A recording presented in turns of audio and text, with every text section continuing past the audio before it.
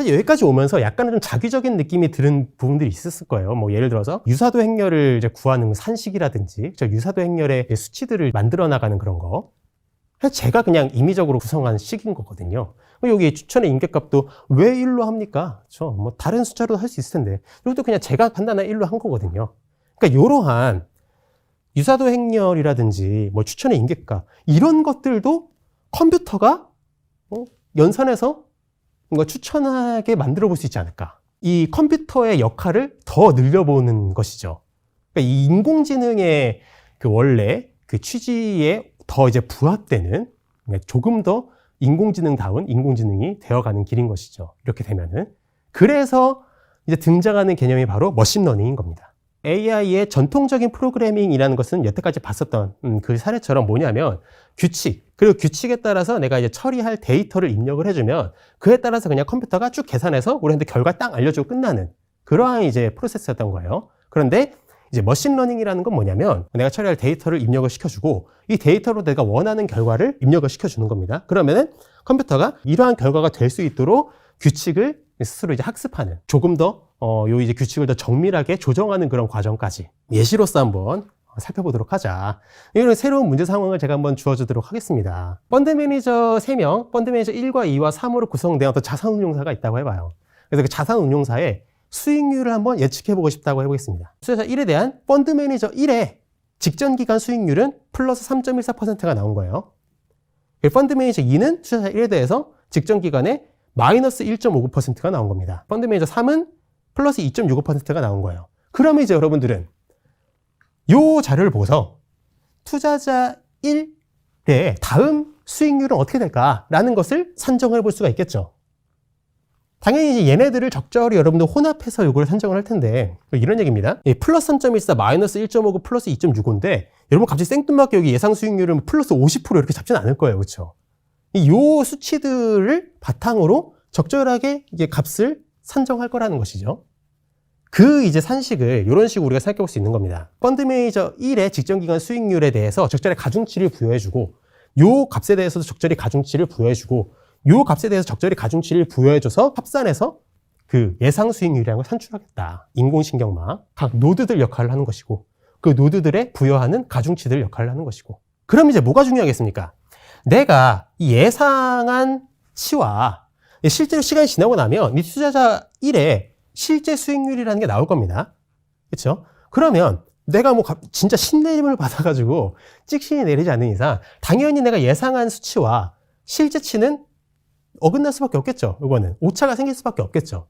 그러면 이 오차를 최대한 줄여줄 수 있도록 부여했던 가중치를 조정해 준다라는 거예요. 그렇게 해서 예측 모델을 더 정교하게 만들어주겠다. 예측치와 실제치를 지금 뺐죠. 그래서 제곱했다라는 것은 이제 오차의 제곱인 건데, 뭐 절대값을 구할 수 있고 다양하게 할 수 있어요. 여러분들이 주목해야 될 건 뭐냐면, 어쨌든 오차. 이게 지금 투자자 3명이니까 3명에 대해서 합산하고 나누기 3에서 평균 구한 거거든요. 그래서 이 손실함수가 값이 최소가 되도록. 그 말은 곧 예측한 것과 실제치의 그 오차가 최소가 된다는 것이죠. 그 말은 곧 내 예측이 더 정교하게 맞아떨어진다라는 것이죠. 이 모델로서 나온 그 예측값이. 그렇게 되도록 하는 가중치를 최종적으로 구하는 게 목표인 겁니다. 어려운 내용이었어요. 진짜 어려운 내용 했는데 잘 따라오셨다면 박수를 일단 좀 드리고 싶고 훌륭하신 겁니다. 자연스럽게 이제 우리는 이러한 의문이 들 수밖에 없죠. 어떻게 할까요? 어떻게? 기본적인 개념 하나를 좀 말씀드리고 넘어가도록 할게요. 뭐냐면 경사강법이라는 방법이 있습니다. 밑에 보시면 이 파란 선 보이시나요? 파란색 곡선.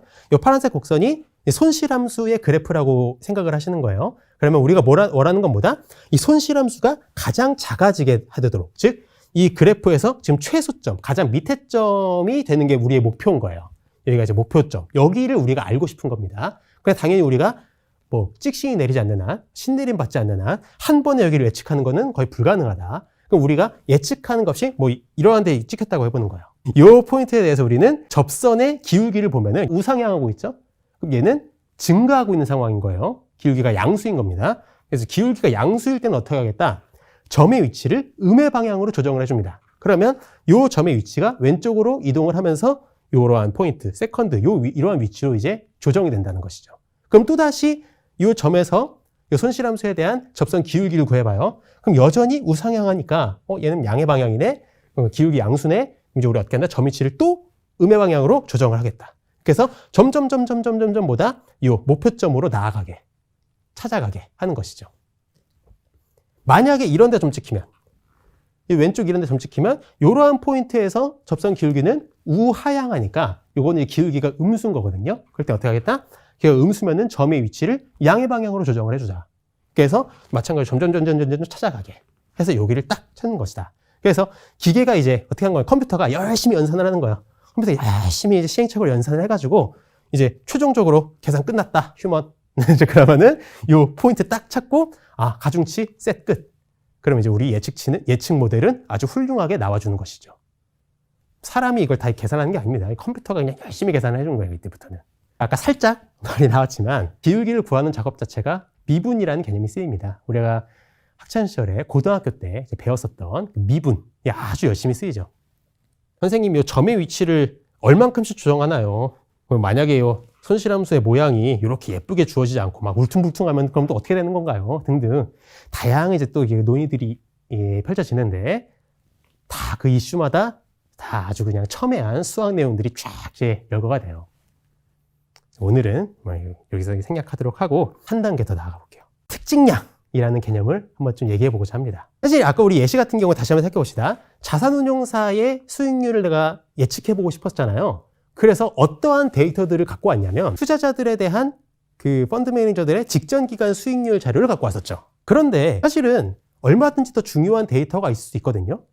예를 들어서 기준금리 같은 자료가 될 수도 있겠고, 혹은 이 투자하고 있는 그 주요 종목군들에 대한 그 업계 동향이나 산업 동향이나 증권의 현황이나, 혹은 요새 같은 시국에는 코로나 변이 바이러스가 생겨났느냐 안 생겨났냐 그런 이제 내용이 될 수도 있겠고, 얼마든지 수집할 수 있는 데이터의 종류는 무궁무진합니다. 그 중에서 아까는 그냥 이리적으로 그냥 간단하게 그냥 그 펀드 매니저들의 직전 기간 수익률만 그냥 갖고 와서 한 건데, 이 머신러닝이라는 걸 수행함에 있어서 처음에 데이터를 입력하는 단계에서 이미 내가 임의적으로 특징량이라는 거를 추출을 해가지고 이거에 따른 모델을 만든 것이죠. 이 특징량도 이제는 컴퓨터가 스스로 적절하게 구성을 해서 이러한 연산을 수행하게 할 수는 없을까? 조금은 더 컴퓨터의 역할을 한번 늘려볼 수 없을까라는 생각을 해볼 수 있는 것이죠. 현실적으로 사실 중요한 내용인 게 투자자 2는 플러스 3.58 플러스 9.6, 그렇죠? 이 정도면 되게 고수익이 예상이 된다. 아까 우리가 봤었던 투자자 1에 비해서는, 그렇죠? 그럼 이제 투자자 2를 고수익군으로 우리가 분류를 하고, 투자자 1은 이제 또 상대적으로 저수익 예상군으로 또 분류를 하고, 그러면 실제적으로 자산운용사 같은 경우는 예를 들어 고수익이 예상되는 그런 손님들에 대해서는 뭔가 좀 안전자산 상품을 또 이제 이렇게 권유해 볼 수 있는 것이고, 그렇죠? 매출 증진을 위해서 또 상대적으로 수익률이 안 날 것 같은 그런 또 고객 집단에 대해서는 조금은 더 공격적인 그런 이제 포트폴리오를 이렇게 또 제시해 볼 수도 있는 것이고, 그래서 되게 현실적인 문제고 되게 중요한 문제거든요. 그래서 이제 등장하는 개념이 바로 딥러닝인 겁니다. 예, 딥러닝. 우리가 대량의 데이터를 통해서 이 데이터들의 특징량을 추출을 할 때 기존의 머신러닝이라는 건 뭐였다? 필요한 특징을 사람이, 전문가가 직접 내가 찍어서 이러한 데이터를 입력을 시켰다 치면은 딥러닝이라는 건 뭐다? 그러한 이제 사람의 개입 없이 기계가 알아서 그걸 설정해가지고 계산 결과 내도록 하는, 그렇게 해서 추론 모델을 생성을 한다. 그러면 이제 여러분들께서는 아마 이런 생각이 들 수도 있어요. 그러면 딥러닝이 훨씬 더 뭔가 진보된 기술이고, 어쨌든 컴퓨터가 하면 뭔가 조금 더 정확할 것 같고, 그렇죠? 그러면은 딥러닝이라는 게 이제 요새 안 그래도 뉴스 기사 같은 데서 많이 보이니까, 그럼 얘가 이제 생겨난 이상 기존의 머신러닝은 이제 점점점 사라지고 사양되는 겁니까? 그렇진 또 않아요. 딥러닝 이제 같은 경우는 기본적으로 입력해주는 거 데이터의 양이 적으면 성능 확 떨어집니다.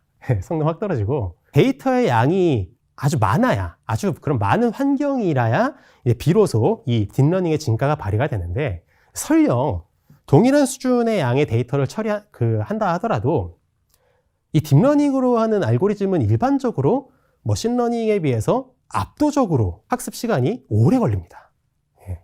당연하죠. 고려해야 될 변수들이 많으니까. 그리고 우여곡절 끝에 어떻게든 이제 컴퓨터가 CPU가 왱 돌아가면서 이제 못하겠다 휴먼 거의 한계다 휴먼 그러다가 어쨌든가 이제 결과를 딱 냈어요. 사실 이 결과를 받고 나서도 기존의 머신러닝 같은 경우는 전문가가 그 특징형이라는 걸 이렇게 설정을 하고 데이터를 입력했기 때문에 뭐 결과가 이제 나오고 나면 이 결과가 어떻게 이제 나온 것인지 그 원인 분석이라든가 혹은 그에 따른 이제 대처가 되게 용이한데 딥러닝은 그냥 결과만 땅 하고 주어지고 이게 대체 왜 이런 결과가 나왔는지를 알기가 되게 어려워요.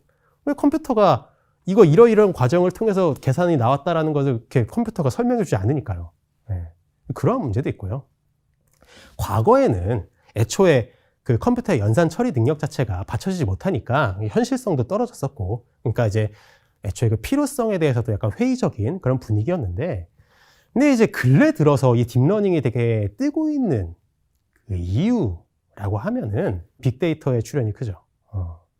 그러니까 실시간적으로 쏟아져 나오는 데이터의 양이 어마어마하니까 사실 그거를 아무리 전문가라 하더라도 아무리 사람이 전문가라 하더라도 그걸 일일이 다 그 데이터들을 파악을 해가지고 분류를 하고 범주를 만들고 당연히 이제 이 기술도 아주 혁신적으로 발달했으니까 그러니까 이제 좀 컴퓨터 처리, 연산 처리 속도도 어느 정도 현실성 있게 받쳐지게 된 것이고 그래서 이제 뭐 그런 전망이 나오는 거죠. 뭐 시간이 지나면 지날수록 이 딥러닝의 비중이 점차 더 많아질 것이다. 거론이 되는 가장 기본적인 개념 중에 하나인 요 K평균군집화에 대해서 말씀드리고 강의를 마칠까 합니다. 사실 그래요. 제가 이렇게 간단하게만 이제 하고 분량상 이렇게 넘어가지만 군집화만을 얘기하려고 해도 되게 수학적으로 할 얘기가 되게 많아요.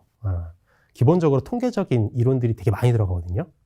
뭐 하물며 거리를 또 어떻게 우리가 설정해 줄 것이냐. 그것부터도 사실 다 수학이고.